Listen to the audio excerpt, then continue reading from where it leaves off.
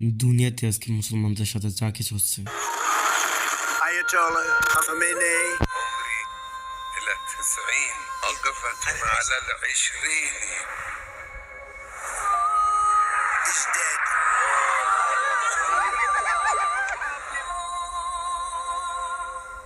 এই সব কিছুর কথা রাসূলুল্লাহ সাল্লাল্লাহু আলাইহি ওয়াসাল্লাম আগেই বলে দিয়েছিলেন, আজ থেকে 1400 বছর আগে।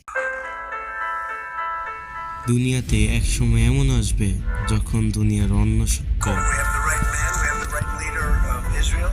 একসাথে মুসলমানদের উপর এইভাবে হামলা করবে, We have hit hundreds of targets in Iran. যেইভাবে লোকজন মিলে খাবার খায়। একজন সাহাবী তখন হযরত মুহাম্মদ সাল্লাল্লাহু আলাইহি ওয়াসাল্লামকে বললেন, আমরা কি তখন সংখ্যা অনেক কম হব? এই জন্য এরা আমাদের উপর এইভাবে হামলা করবে। কিন্তু রাসূলুল্লাহ সাল্লাল্লাহু আলাইহি ওয়াসাল্লাম বললেন, না, ওই সময় তো মুসলমান অনেক বেশি হবে, কিন্তু তোমাদের মুসলমানদের এমন অবস্থা হবে যেমন কোনো পানির উপর ময়লা এবং ফেনা পড়ে থাকে।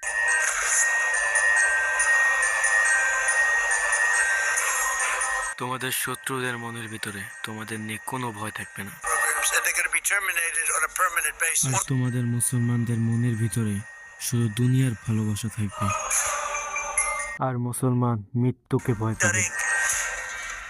এই হাদিসের পর 1000 বছর পর্যন্ত মুসলমানই ছিল এই দুনিয়ার সুপার পাওয়ার।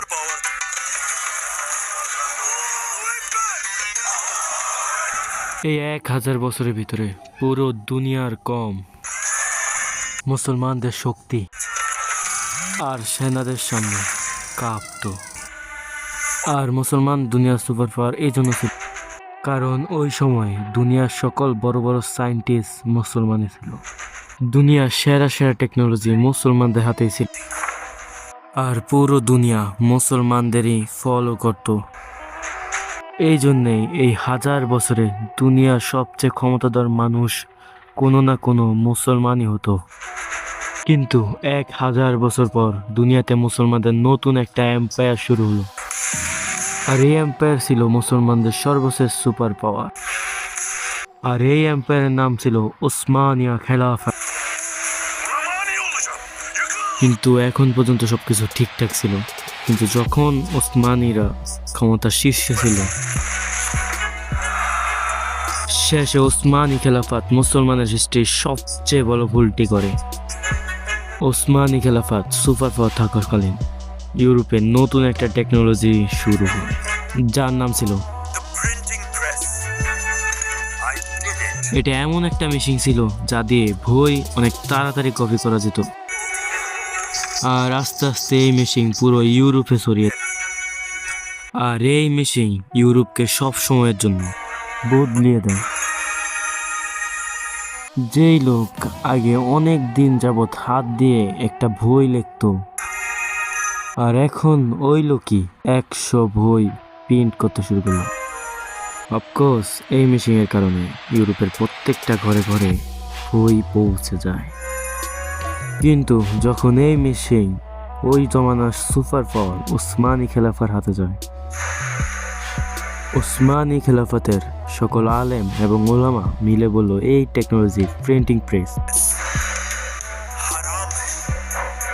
তো এখন মুসলমান আগের মতো হাত দিয়ে কিতাব লিখতে শুরু করলো, আর এর বদলে ইউরোপে লাখ লাখ কিতাব প্রিন্ট হতে শুরু করলো। এই মেশিন আসার আগে শুধু ইউরোপে ছেলেরাই কিতাব পড়তে পারত। যখন প্রথমবারের মতো ইউরোপের প্রত্যেকটা ঘরে ঘরে বই যেতে শুরু করলো, প্রথমবার ইউরোপের মহিলারাও বই পড়তে শুরু করলো। আর এখান থেকেই ইউরোপ অনেক বদলে গেল। এখন ইউরোপের এই এডুকেটেড মহিলারা তাদের নতুন জেনারেশনের তারবিয়াত শুরু করেছিল। और जब পড়ালেখা করা মাদের কারণে ইউরোপে একটা নতুন জেনারেশন শুরু হয়, আর এই জেনারেশনের ভিতরে দুনিয়ার সবচেয়ে বড় বড় সায়েন্টিস্টরা জন্ম নিতে শুরু করে, যেমন Galileo, Isaac Newton और एडिसन जैसे बड़े बड़े साइंटिस्ट। আর আর এটাই ছিল ওই পয়েন্ট যার কারণে আজ থেকে 400 বছর আগে আস্তে আস্তে ইউরোপ মুসলমানদের থেকে এগিয়ে যায়। আর যখন ইউরোপে এসব কিছু হচ্ছিল, মুসলমানের দিকে সে আর সুন্নি নিয়ে ঝগড়া করতে লাগলো, যা আজও চলমান। এইখান থেকে হযরত মুহাম্মদ সাল্লাল্লাহু আলাইহি ওয়াসাল্লামের হাদিস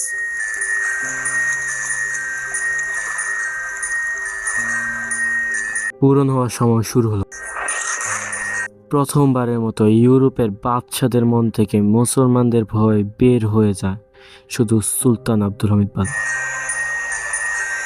কারণ আস্তে আস্তে দুনিয়ার সকল আবিষ্কার ইউরোপ আর আমেরিকায় হতে শুরু করে, আর মুসলমান শুধু ঝগড়াই করে।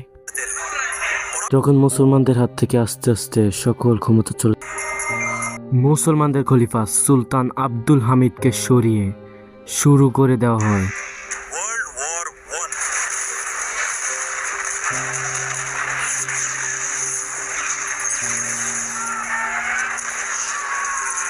World War One. World War ওয়ানের পর মুসলমান, যারা একসময় দুনিয়ার সুপারপাওয়ার ছিল,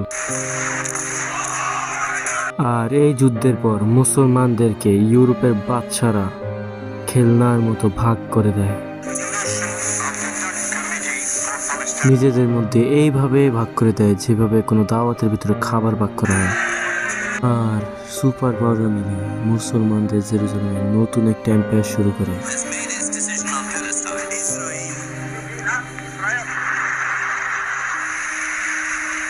ওয়ার্ল্ড ওয়ার ওয়ানের পর যে ধ্বংসকার্য মুসলমানদের শুরু হয়েছে, ওইটা আজ পর্যন্ত ওইভাবেই চলছে। মুসলমানদের এই ধ্বংসের ভিতরে সুলতান আব্দুল হামিদের পর কিছু মুসলমান লিডার সামনে এসেছিল, যারা এই সুপার পাওয়ারদের চোখে চোখ রেখে লড়াই করে গিয়েছিল। দুনিয়াতে মুসলমানদের জন্য আরেকবার আওয়াজ ওঠায়। খেলাফতের পর প্রথম লিডার যে মুসলমানদের জন্য আওয়াজ উঠায়, তার নাম ছিল সৌদি আরবের বাদশাহ শাহ ফয়সাল।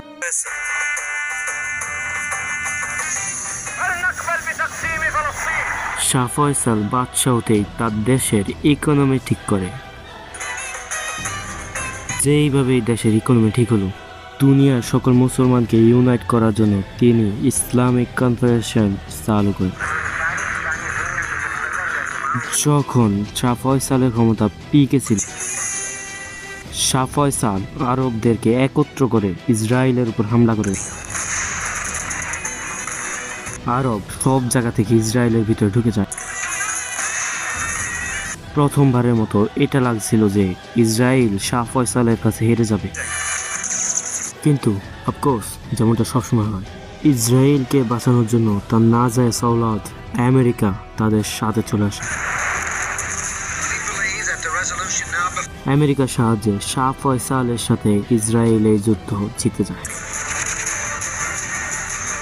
শাহ ফয়সাল অনেক কষ্টের পরও এই যুদ্ধটা হেরে যায়, কিন্তু হারার পর শাহ ফয়সাল চুপ করে থাকেনি। আমেরিকা আর ইসরায়েলের বিরুদ্ধে তিনি সবচেয়ে ভয়ানক অস্ত্রটা বের করেন। ফয়সাল ডিসাইড করেন যে ইসরায়েল আর ইসরায়েলের নাজায়েজ বাপকে এক ফোঁটা তেলও দিবেন না। শাহ ফয়সালের একটা হুকুমে পুরো দুনিয়ার ইকোনমি নিচে নামতে থাকে, যার সবচেয়ে বড় ক্ষতি সুপার পাওয়ার আমেরিকার হয়। যখন শাহ ফয়সাল আমেরিকার ইসরায়েলকে নাকানে চুবানি খাওয়াচ্ছিল, তখন তার আপন ভাতিজা যে আমেরিকার ভিতরে থাকতো, সে একদিন হঠাৎ দেশে আসে এবং শাহ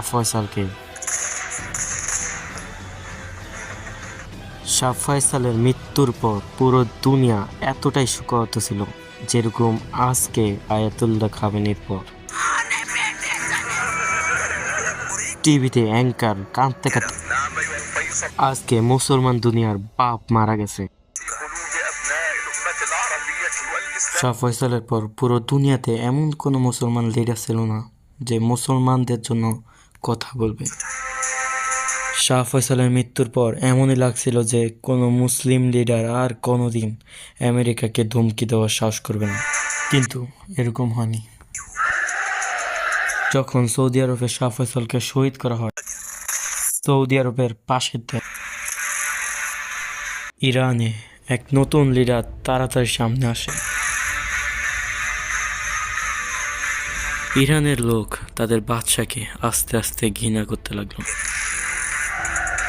সবাই এই মানুষটাকে তাদের নতুন লিডার মানতে শুরু করলো। আর এই মানুষটার নাম ছিল আয়াতুল্লাহ খোমেনি।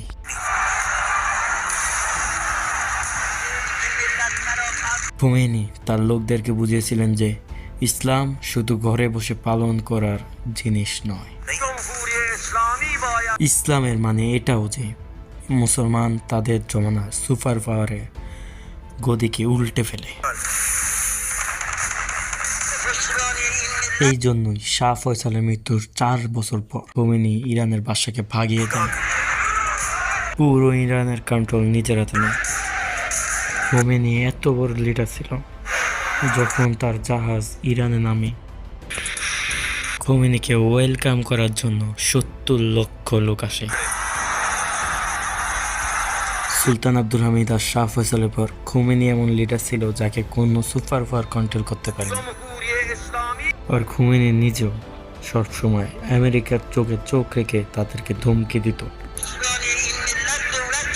এই জন্যই প্রথম দিন থেকেই আমেরিকা আর ইসরায়েল খোমেনিকে তাদের পথ থেকে সরাতে চাইত। শেষ পর্যন্ত তারা এই রাস্তা পেয়ে যায়। ইরানের পাশেই একটা নতুন দেশে নতুন একজন লিডার আসেন। সাদ্দাম হুসেন।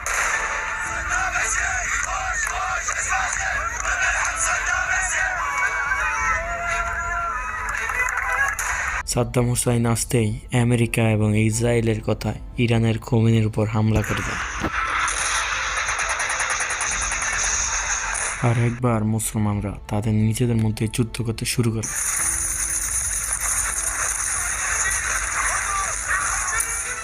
সাদ্দাম হুসাইনের হামলা এতটাই বড় ছিল যে খোমেনির সৈন্যরা আস্তে আস্তে পিছিয়ে যেতে শুরু করে। আর এমন লাগছিল যে সাদ্দাম হুসাইন খোমেনির থেকে এই যুদ্ধ জিতে যাবে। আর এমনকি সাদ্দাম হুসাইন খোমেনিকে টিভিতে এসে দাজ্জালও বলে।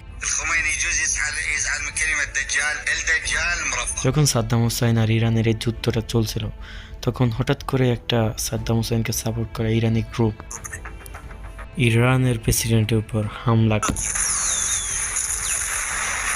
ইরানের প্রেসিডেন্ট মারা যান। এই হামলার কারণে খোমেনির এক স্টুডেন্ট অনেক খারাপভাবে আহত হয় এবং তার এক হাত প্যারালাইজড হয়ে যায়।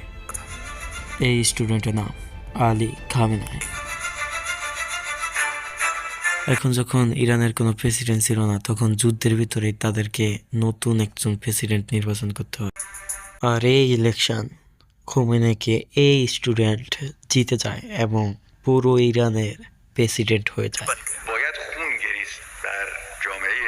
যখন তিনি প্রেসিডেন্ট হন এবং একটা ইন্টারভিউতে যান, তখন তাকে প্রশ্ন করা হয় যে আপনাদের সবচেয়ে ভয়ানক দুশমন কে? এই সময় ইরান এক মুসলমান দেশ ইরাকের সাথে যুদ্ধ করছিল।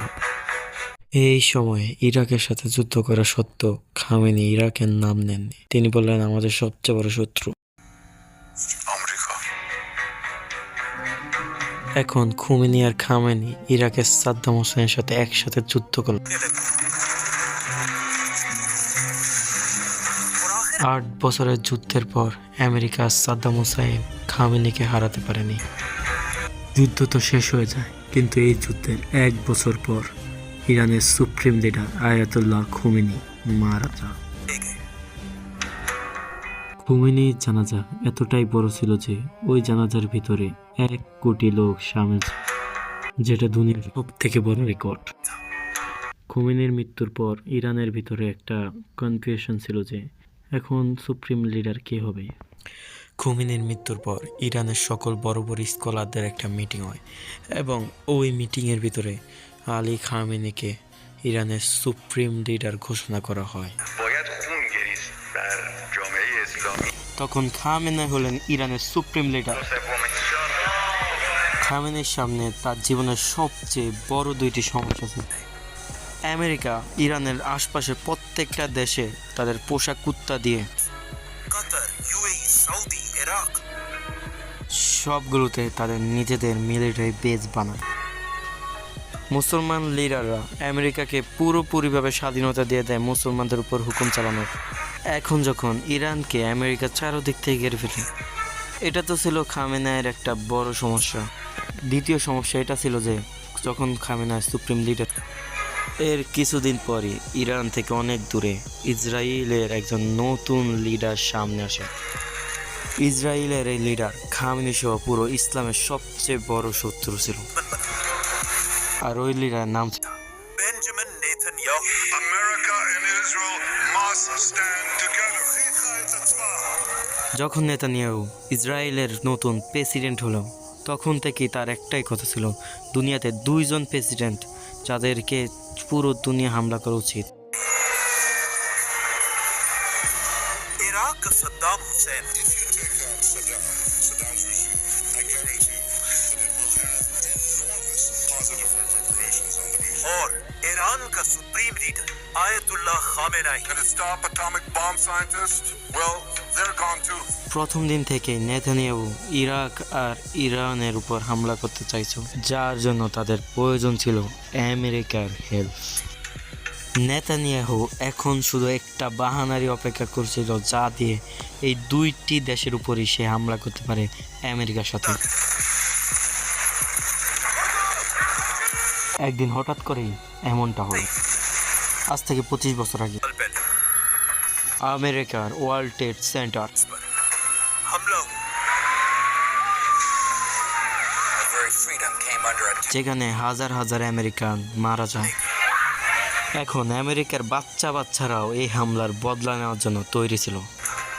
এখন এই হামলার পর সকলেই জানতো যে আমেরিকা একটা পাগল কুত্তার মতো যে কোনো জায়গায় যখন খুশি তখন হামলা করতে পারে। And we responded with the best of তো America. সবার প্রথম আমেরিকা আফগানিস্তানে হামলা করে। The United States military has begun strikes in Afghanistan. যখন আমেরিকা আফগানিস্তানে গণহত্যা চালাচ্ছিল, তখন নেতানিয়াহু বলতে শুরু করলো ইরাকেও আমেরিকা যাতে হামলা করে, যার কারণ হিসাবে সে দেখাচ্ছিল Nuclear threat from Iraq. I think the choice of Iraq is a good choice. It's the right choice. ইরাকের ভিতরে এই হামলা করার জন্য পুরো দুনিয়ার সামনে সে মিথ্যা বলতে শুরু করলো। Threat from এত বড় বড় মিথ্যা বললো যে সাদ্দাম হোসেন অ্যাটম বোমা বানাচ্ছে। producing weapons of mass destruction. শেষ পর্যন্ত মিথ্যা বলে বলে পুরো দুনিয়াকে কনভিন্স করে ফেলল। Militias in Iraq. তারপর আমেরিকা পুরো শক্তির সাথে সাদ্দাম হোসেনের উপর হামলা করে দেয়। আমেরিকা ইরাকের উপর হামলা করে ইরাকের লাখ লাখ মানুষকে অকারণে হত্যা করে, গণহত্যা করে। পুরো ইরান আমেরিকার মিলিটারিরা কন্ট্রোলে নিয়ে নেয়। কিন্তু যেই কথার জন্য ইরানের উপর হামলা করেছিল, ওটাই পুরো দুনিয়া জানে যে এটা একটা মিথ্যে ছিল। আর Netanyahu The United States must destroy the same regime. নিজেই স্বীকার করে যে এই পুরো হামলা এবং লাখো ইরানিদেরকে শহীদ করেছিল মিথ্যা বলে। The war in Iraq was a big fat mistake. George Bush made a mistake. কিন্তু পুরো ইরানকে তাবাহ করার পরও নেতানিয়াহুর একটু শরম হলো না। ও থামে না, এবং কি অ্যাটম বোমার এই পুরো মিথ্যাটা ইরানের উপর চাপিয়ে Iran could produce a nuclear weapon in a very short আর আমেরিকার উপরে প্রেশার ডালতে রাখলো যে ইরাকের পর ইরানের উপর হামলা করুক। encapsulated in one word. নেতানিয়াহুর এই সকল কাজ দেখে ইরানের সুপ্রিম লিডার আয়াতুল্লাহ খামেনি এমন একটি কাজ করে যাতে নেতানিয়াহুর সকল স্বপ্ন ধূলিসাৎ হয়ে যায়। হঠাৎ করে খামেনি বললেন, ইরান কখনো অ্যাটম বোমা তৈরি করবে না, কারণ ইসলামে অ্যাটম বোমা বানানো হারাম। Mamnu'e harame. তখন ইসরায়েল শুধু তার মাথা ধরে ভাবছিল যে কোন নতুন মিথ্যা সরঞ্জাম। ইরাকের মিথ্যে বলে গণহত্যার পর কেউ তাদের কথা মানতে রাজি ছিল না। এইভাবে আয়াতুল্লাহ খামেনি নিজের দেশ ইরানকে বাঁচিয়ে ফেলে। কিন্তু এটা কিছু বছর পরে যখন আবারও নেতানিয়াহু প্রাইম মিনিস্টার হয়, আবারও দ্বিতীয়বারের মতো ইরানের উপর মিথ্যা অপবাদ লাগাচ্ছিল Netanyahu. Iran was rapidly developing a massive nuclear weapons program প্রতি বছরই বলতে লাগলো যে ইরান কিছুদিন পরই অ্যাটম বোমা তৈরি করবে। in a very short গত 25 বছরে বারবার আমেরিকার কাছে শুধু একটাই দাবি, Iran must be stopped. একদম ইরাকের সাদ্দাম হুসাইনের মতো If you take out Saddam, America এইবার ইরানের উপরে যেন হামলা করে। Iran has not given up its nuclear ambition. গত 25 বছরে আমেরিকা ইরাকের উপর করা ভুল George Bush made a mistake. দ্বিতীয়বার করেনি।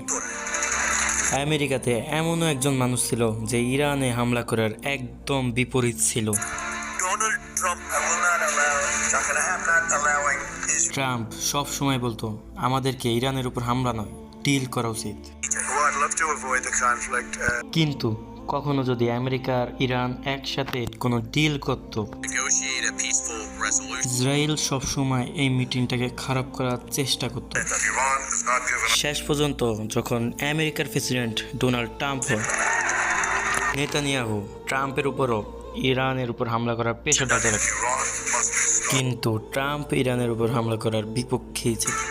এখন যখন আমেরিকা ইরানের উপর হামলা করছিল, আজ থেকে 2 বছর আগে ইসরায়েলের ফরমার প্রাইম মিনিস্টার একটা ইন্টারভিউতে বলল, Was the 13th Prime Minister Israel? এখন আমাদের সকল ধৈর্যের সীমা শেষ হয়ে গেছে। And I'll say straight at this point, we need to topple the Iranian regime Iran একদম অক্টোপাসের মতো, against Iran, and I called it the octopus. যার মাথা তো ইরানি, তার হাত ইসরায়েলের চারদিকে সরানো। With its arms all across the Middle East. গত 25 বছরে আমরা এই অক্টোপাসের প্রত্যেকটা হাতের সাথে আলাদা আলাদাভাবে লড়ছি। Fighting those fingertips of the octopus. আমরা এখন থেকে আর অক্টোপাসের হাতের সাথে নয়, মাথার সাথে লড়াই করব। The goddamn head of the octopus. আর এই অক্টোপাসের মাথা হলো ইরানের supreme leader Ayatollah Khamenei. Topple the goddamn head of the মানে আজ থেকে 2 বছর আগেই ইসরায়েল আমেরিকার উপর প্রচুর পরিমাণে pressure ডালছে If I had to say what is our greatest challenge in the Middle East, one word. যে তার পুরো শক্তির সাথে ইরানের উপর হামলা করে। কিন্তু ট্রাম্প তখনও পুরান দিকেই ছিল। বলা যায় নেতানিয়াহুর এই প্রেশার দেওয়ার কারণে এই আমেরিকার প্রেসিডেন্ট ডোনাল্ড ট্রাম্প রাগান্বিত হয়ে এই নেতানিয়াহুর বিরুদ্ধে একটা পোস্ট করে। The president-elect shared a video criticizing Israeli Prime Minister Benjamin Netanyahu. He's a deep, dark son of a post bitch. করে যে আমেরিকাকে নেতানিয়াহু ইরানের উপর হামলা করার জন্য বাধ্য করছে। এই পোস্টের পর ট্রাম্প ইসরায়েলের বিরুদ্ধে এটাও বলে, I'm not allowing Israel to annex the West. যখন ইসরায়েল কাতারের উপর হামলা করে তখন ট্রাম্প নেতানিয়াহুর বিরুদ্ধে এটাও বলে। I was very unhappy about it. তারপর নেতানিয়াহুকে তার অফিসে এনে পুরো দুনিয়ার সামনে নেতানিয়াহুকে কাতারের আমিরকে কল দিতে বলে, পুরো দুনিয়ার সামনে নেতানিয়াহুকে দিয়ে ক্ষমা চাওয়ায়। We had a phone call today just to Netanyahu has apologized to the emir of এই সব কিছুর পর এটাই মনে হচ্ছিল যে নেতানিয়াহু ট্রাম্পকে কন্ট্রোল করতে পারবে না, আর ট্রাম্প নিজের 25 বছর আগের কথার সাথেই থাকবে। But I'm not allowing Israel to annex the West Bank. তারপর হঠাৎ কি হলো যে ট্রাম্প নিজের 25 বছর পুরানো সকল কথা বলিয়ে ইসরায়েলের কথায় ইরানের উপর হামলা করে। the United States is ramping up its attacks on Iran.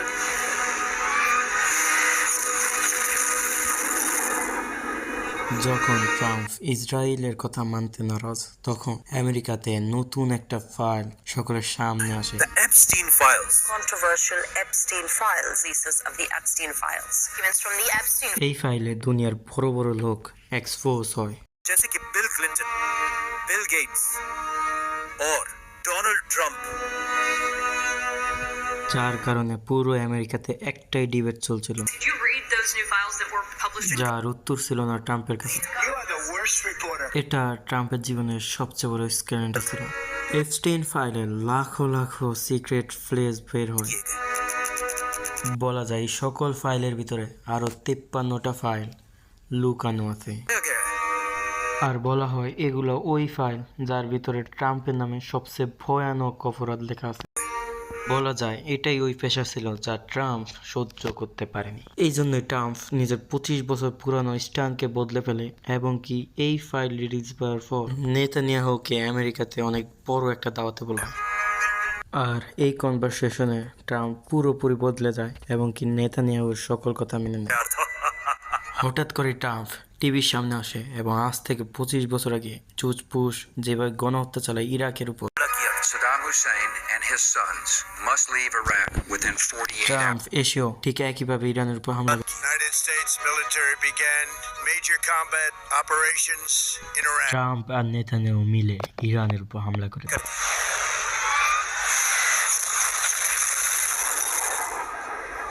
প্রথম দিনই একটি স্কুলে হামলা করে 160 জন মেয়েকে শহীদ করে দেয়। আর যখনই যুদ্ধ শুরু, ফাইনালি ইরানের কাছে এই সুযোগটা আসে যে ওই ঘাটিগুলোতে হামলা করবে যেগুলো আজ থেকে 40 বছর আগে মুসলমান দেশে ছিল। কিছু লোক এটাও বলে ইরান কেন এই মুসলমান দেশগুলোতে, हमला कर रहा है। প্রশ্ন এটা নয় যে ইরান কেন এই মুসলিম কান্ট্রিতে হামলা করে। প্রশ্ন তো এটা হওয়া দরকার যে এই 40 বছরে আমেরিকার এই কুত্তাদেরকে নিজেদের দেশে রাখার অনুমতি কে দিয়েছে। এগুলো সব ওই বেসগুলোই যা দিয়ে সব সময় আমেরিকা মুসলমান দেশদের ধমকাত। Major combat operations in Iraq. এই জন্য আজ ইরান এক এক করে এই প্রত্যেকটা বেসের উপর হামলা করে।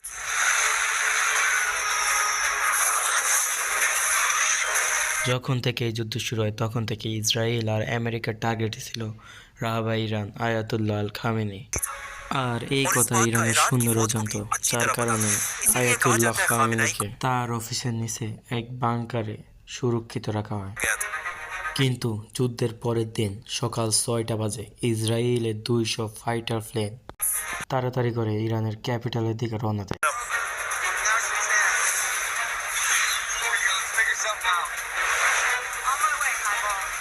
এই প্লেনগুলোর ভিতরে এমন অ্যাডভান্স মিসাইল লাগানো ছিল যেগুলো ফাটার আগে পুরো বিল্ডিংকে ছিঁড়ে নিজেদের টার্গেটে পৌঁছায়। এই জন্য এই মিসাইলদেরকে বলা হয় बंकर बस्टर्स। যখন এগুলো খামেনির পাশের উপরে ওঠে তখন 30 বাংকার বাস্টার মিসাইল খামেনির বাংকারের দিকে की तरफ फायर की। এই মিসাইলগুলো খামেনির অফিসকে ছিঁড়ে তার বাংকারের ভিতরে ঢুকে যায়। और फिर আর এইভাবে সুপ্রিম লিডার আয়াতুল্লাহ খামেনি, যে প্রায় 40 বছর ধরে ইরানের রাহাবা ছিল, সে এক নিমেষেই তার খামেনায় শহীদ হওয়ার পর পুরো দুনিয়া এইভাবে দুঃখী ছিল। এইভাবেই আজ থেকে অনেক বছর আগে শাহ ফয়সালের জন্য মানুষ কেঁদেছিল। যখন শাহ ফয়সাল মারা যায় তখন অ্যাঙ্কার কাঁদতে কাঁদতে বলল আজ মুসলমানদের বাবা মারা গেছে। अबनाए उम्मतिक ঠিক الإسلامية ওইভাবেই খামেনায়ের মৃত্যুর পর অ্যাঙ্কার কাঁদতে কাঁদতে বলল الله العظمى سيد علي حسيني خامنئي شهادت। আজ দুনিয়াতে 2 বিলিয়নেরও বেশি মুসলমান, কিন্তু এর তুলনায় ছোট্ট এক ইসরায়েল। মুসলমান দুনিয়ার সেন্টারের ভিতর ঢুকে মুসলমান লিডারকে আবারও মেরে ফেলে। Ayatollah Khamenei is dead. দুনিয়ার 2 বিলিয়ন মুসলমান मुसलमान কিছুই করতে পারে না। রাসূলুল্লাহ সাল্লাল্লাহু আলাইহি ওয়াসাল্লামের হাদিস একদম সঠিক ছিল, কারণ মুসলমান আজ দুনিয়াতে সবচেয়ে বেশি হলেও কিন্তু আজ দুনিয়াতে তাদের কোনো দাম নেই। তাদের অবস্থা ময়লা আর ময়লার ফেনায়ের মতো বিশাল। होते এই কাহিনী এই জায়গায় সমাপ্ত হবে না, কারণ Iraq, final moments with ladies and gentlemen, we got him. Libya, Syria, Yemen, और अब Iraq ধ্বংস করার পর ইসরায়েলের লিডাররা প্রথমে বলেছে Turkey and Qatar. তাদের পরবর্তী টার্গেট কারা হবে। Turkey is the new একটা Iran. কথা সর্বদাই সত্য, যখন নতুন মুসলমান লিডারকে টার্গেট করা Target হবে किया जाएगा। তখনও মুসলমান কিছুই করতে পারবে না।